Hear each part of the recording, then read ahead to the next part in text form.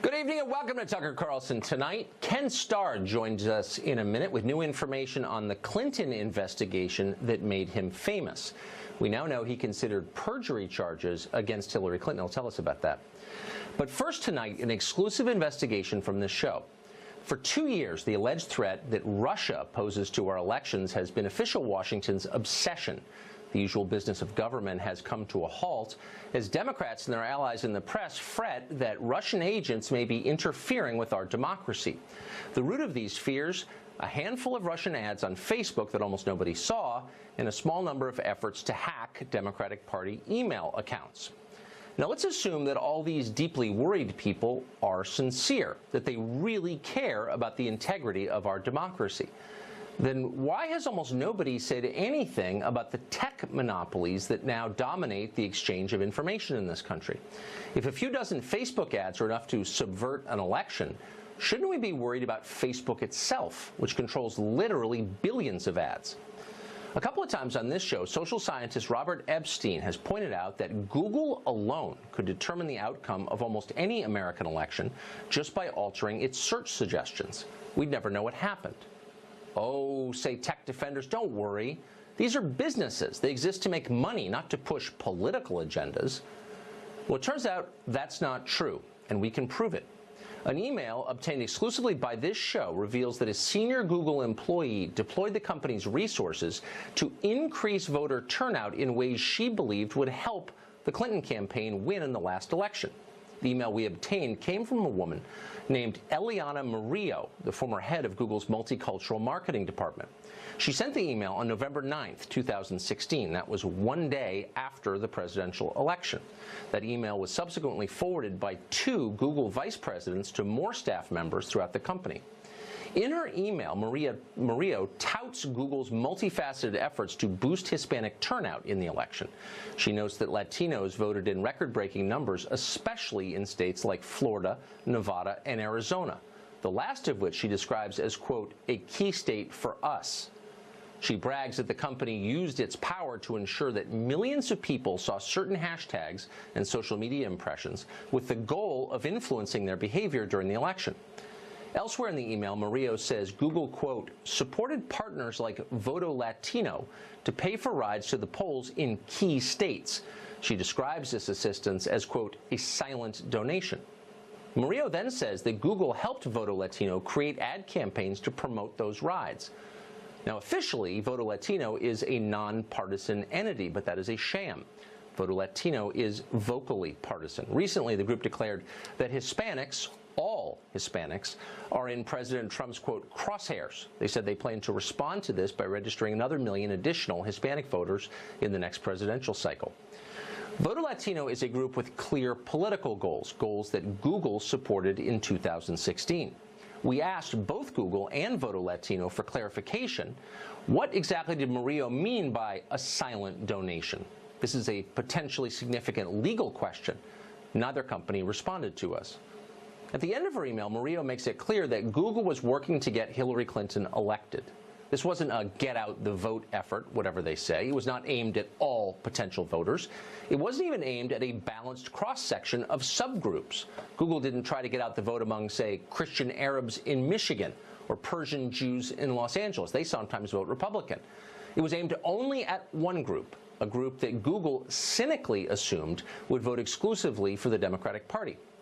Furthermore, this mobilization effort targeted not the entire country, but swing states vital to the Hillary campaign. This was not an exercise in civics. This was political consulting. It was, in effect, an in-kind contribution to the Hillary Clinton for President campaign. In the end, Google was disappointed. As Murillo herself conceded, quote, ultimately, after all was said and done, the Latino community did come out to vote and completely surprised us.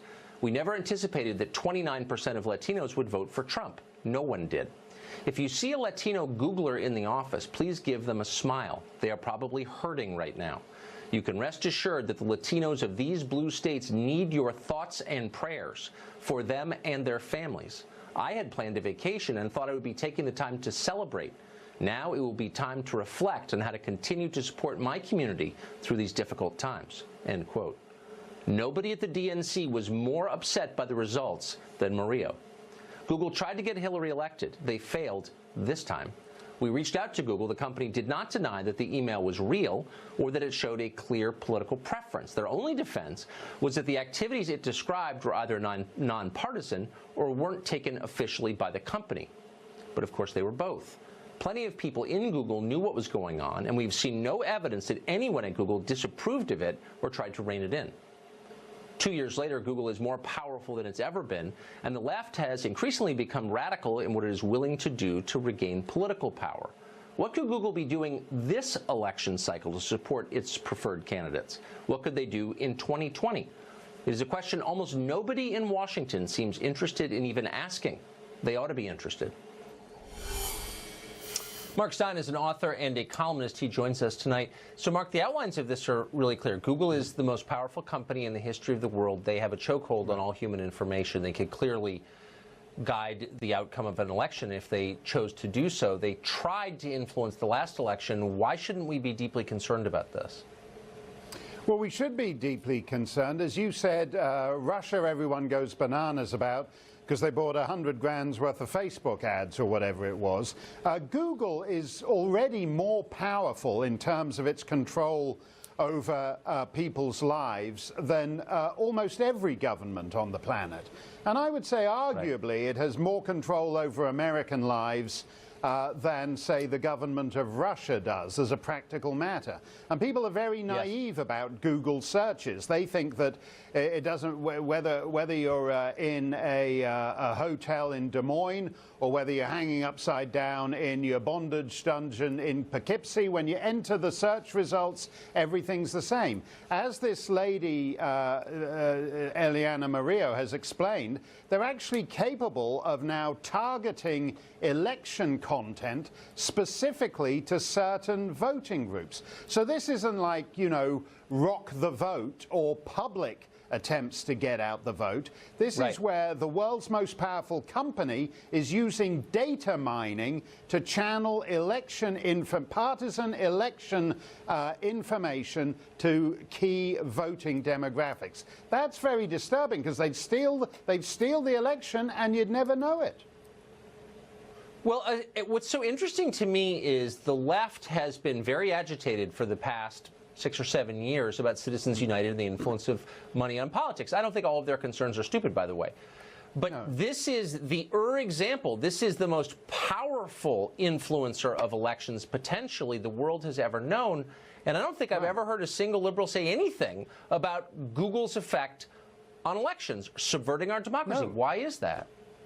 Well, because I think for the obvious reason that they're doing it for, as Eliana Murillo would say, for our side, for our team, for the left's team, for liberalism's team. And that's very different. In a sense, there's something quaintly old-fashioned about the Citizens. You know, Jeb Bush blew $100 million to get to 2.4% in Iowa, the old-fashioned way, by sticking up billboards and making robocalls and all the rest of it.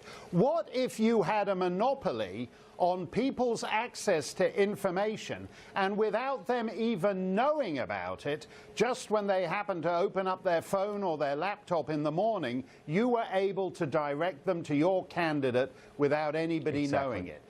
That's far more important. That's far more scary. The implications are absolutely terrible. And this memo is absolutely terrible in what it reveals about Google. You know, the silent donation bit is very interesting because, as you said, it has legal implications. Whatever legal implications they are, they're a lot more solid than whether some guy's paid off some porn star, just to take a random example. I hope our elected officials pay attention to this. Mark, we'll see you later in the show. Thank you very much. Thanks a lot, Tucker.